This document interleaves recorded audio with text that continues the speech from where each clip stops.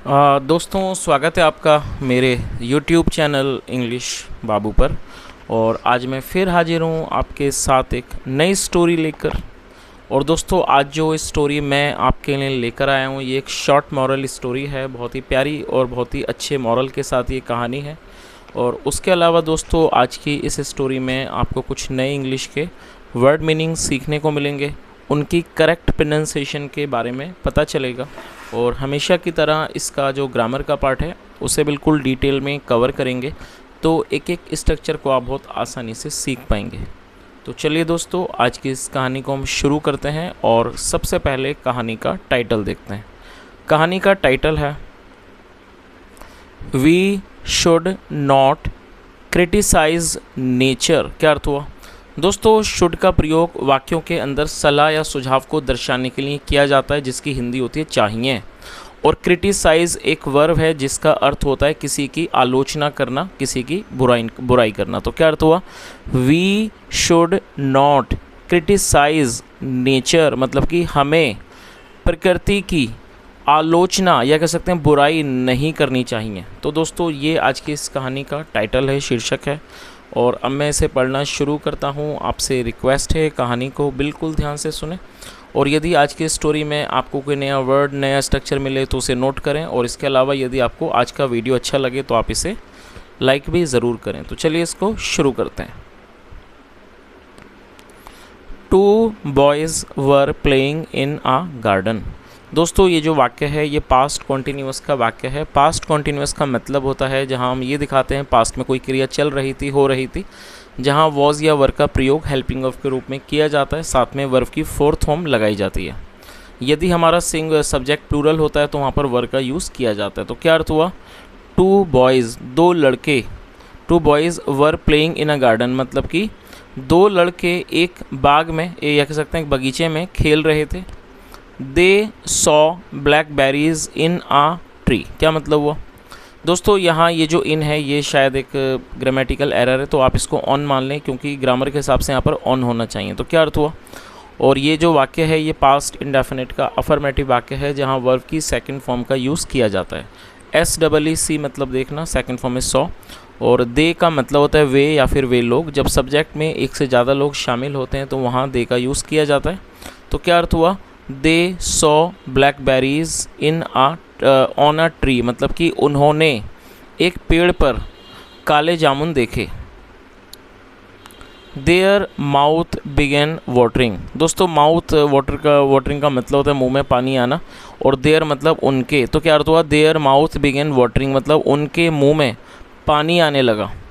They wanted to eat them. और दोस्तों, ये भी हमारा पास्ट इंडेफिनिट का अफर्मेटिव वाक्य है। और यहाँ 2 वर्ब का यूज़ करके वाक्य को बनाया गया है। तो आपको ये चीज़ याद रखनी है कि जब आप कोई भी ऐसा वाक्य बनाते हैं जहाँ आप 2 वर्ब का इस्तेमाल करना चाहते हैं तो आपको पहली वर्ब के बाद टू लगाना है, और टू के बाद हमेशा ही वर्ब की फर्स्ट फॉर्म लगाई जाती है। और जो दैम है वो उन ब्लैकबेरीज़ के लिए यूज़ किया गया है, जो कि यहाँ पर ऑब्जेक्ट है। They wanted to eat them मतलब वह, या कह सकते हैं वे उन्हें खाना चाहते थे। But the tree was too high. और ये सिंपल पास्ट का वाक्य है जहाँ वॉज वर का यूज़ हेल्पिंग वर्ब के रूप में होता है। और इस तरह के वाक्यों को नो एक्शन सेंटेंस भी कहते हैं, क्योंकि जब हम सिंपल प्रेजेंट या सिंपल पास्ट में कोई भी वाक्य बनाएंगे तो वहाँ कभी भी वर्ब का यूज़ नहीं किया जाता है। तो क्या अर्थ हुआ? But the tree was too high, लेकिन जो पेड़ था वो बहुत ऊँचा था।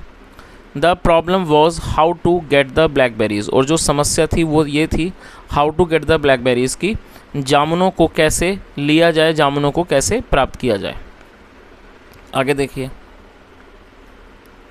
One of the boys said. One of the boys said मतलब उनमें से एक लड़के ने कहा sometimes nature makes grave mistake. और दोस्तों, ये जो वाक्य है ये हमारा प्रेजेंट इंडेफिनिट का अफर्मेटिव वाक्य है, जहाँ पर यदि हमारा सब्जेक्ट आई, वी, यू, दे या प्लूरल होगा तो फर्स्ट फॉर्म लगाई जाएगी, और यदि सब्जेक्ट सिंगुलर होगा तब वहाँ फिफ्थ फॉर्म का यूज़ किया जाता है। तो जो नेचर है वो सब्जेक्ट के रूप में यहाँ पर काम कर रहा है, जो कि एक सिंगुलर नाउन है, और रूल के अकॉर्डिंगली सिंगुलर नाउन के साथ फिफ्थ फॉर्म लगाई गई है।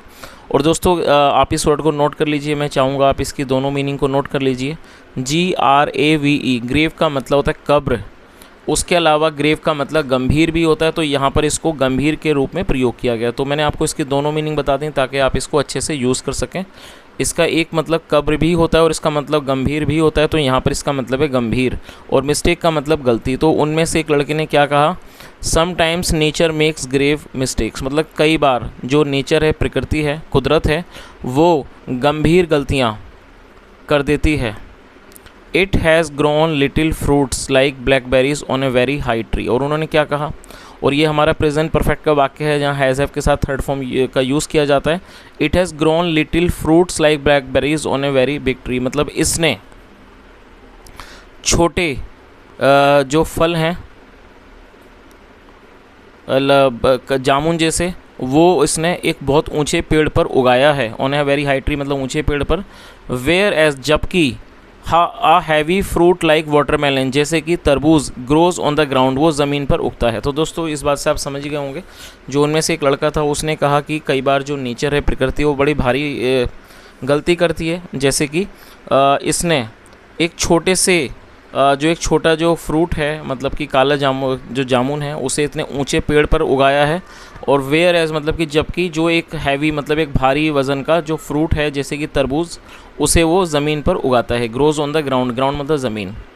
The other one nodded in agreement and said. और दोस्तों अग्रीमेंट नाउन है जिसका मतलब होता है सहमति, और आप इसे नोट कर लीजिए। नॉड का मतलब होता है सर हिलाना, तो सेकंड फॉर्म है नॉडेड, फर्स्ट फॉर्म है नॉड और सेकंड है नॉडेड, और ये पास्ट का अफर्मेटिव वाक्य है। तो क्या अर्थ हुआ, the other one, other one मतलब दूसरे वाले ने, nodded in agreement and said मतलब दूसरे वाले ने सहमति में सर हिलाया और कहा, I quite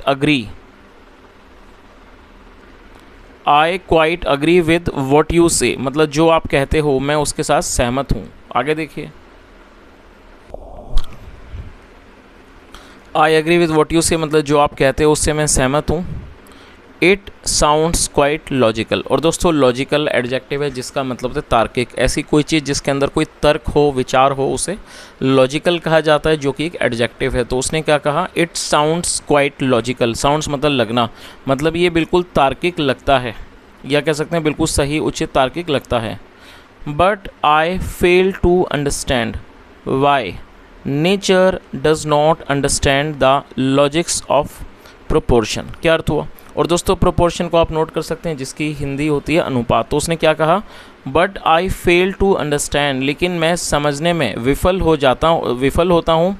Y nature does not understand, की जो नेचर है, प्रकृति है, वो क्यों नहीं समझती है द लॉजिक्स ऑफ प्रोपोर्शन, मतलब उसने कहा कि मैं इस बात को समझने में फेल होता हूँ, विफल होता हूँ कि जो नेचर है वो अनुपात का जो लॉजिक है, जो अनुपात का जो मतलब जो तर्क है, उसको क्यों नहीं समझता है नेचर, प्रकृति उस चीज़ को क्यों नहीं समझती है।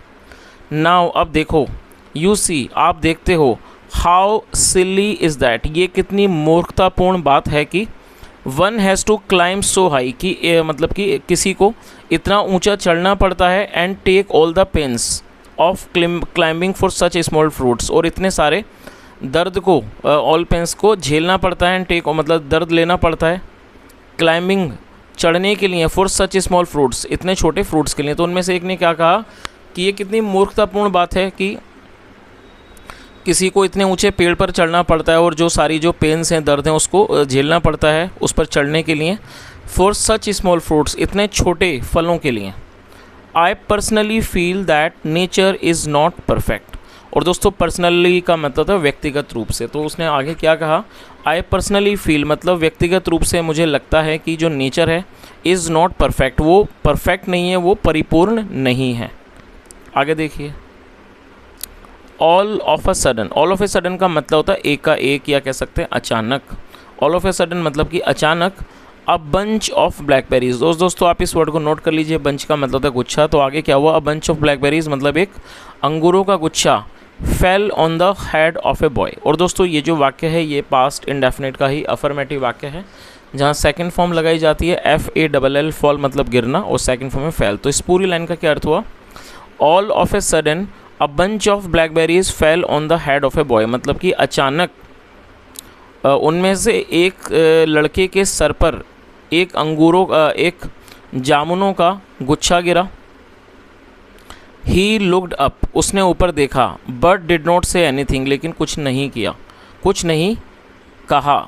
और दोस्तों ये जो वाक्य है ये पास्ट इंडेफिनिट का नेगेटिव वाक्य है, जहाँ सब्जेक्ट के बाद डिड नॉट का यूज़ किया जाता है और डिड नॉट के बाद हमें वर्ब की फर्स्ट फॉर्म का यूज़ करना होता है। तो पूरी लाइन का क्या अर्थ हुआ, he looked up but did not say anything, मतलब उसने ऊपर देखा लेकिन कुछ भी नहीं कहा।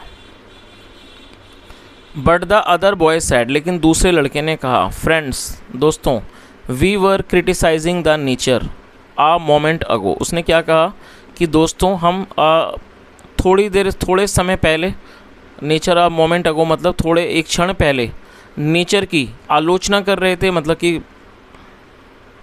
कुदरत की, प्रकृति की आलोचना कर रहे थे। And the nature has given us a lesson, और जो नेचर है, जो प्रकृति है, उसने हमें एक सबक दिया है। और दोस्तों यहाँ हैज़ के बाद थर्ड फॉर्म लगाई गई है, गिव मतलब देना, थर्ड फॉर्म गिवन, और ये प्रेजेंट परफेक्ट का वाक्य है। जब हम प्रेजेंट परफेक्ट में कोई भी वाक्य बनाएंगे तो वहाँ हैज़ या हैव का प्रयोग हेल्पिंग वर्ब के रूप में किया जाता है, साथ में थर्ड फॉर्म लगाई जाती है। तो उस लड़के ने क्या कहा कि हम थोड़ी देर पहले नेचर की बुराई कर रहे थे, and the nature has given us a lesson, और कुदरत ने, प्रकृति ने हमें एक सबक दिया है। जस्ट इमेजिन मतलब कि कल्पना करो, इफ़ यदि, इट हैड बीन वाटरमेलन, कि यदि ये तरबूज होता, इंस्टीड ऑफ ब्लैकबेरीज, जामुन के बजाय ये एक तरबूज होता, it would have broken your head, इसने आपका सर फोड़ दिया होता, and you would have been no more, और आप जीवित नहीं होते। ओ यस, हाँ, नेचर इज़ परफेक्ट, जो नेचर है वो परिपूर्ण है, एंड इज़ बियॉन्ड क्रिटिसिज्म, और वो आलोचना के परे है। और दोस्तों बियॉन्ड का मतलब होता है परे। तो इस पूरी लाइन का क्या अर्थ हुआ, सेड द बॉय, मतलब लड़के ने कहा, यस, हाँ, जो प्रकृति है, कुदरत है, वो परिपूर्ण है, परफेक्ट है, एंड इज़ बियॉन्ड क्रिटिसिज्म, और वो आलोचना के परे है।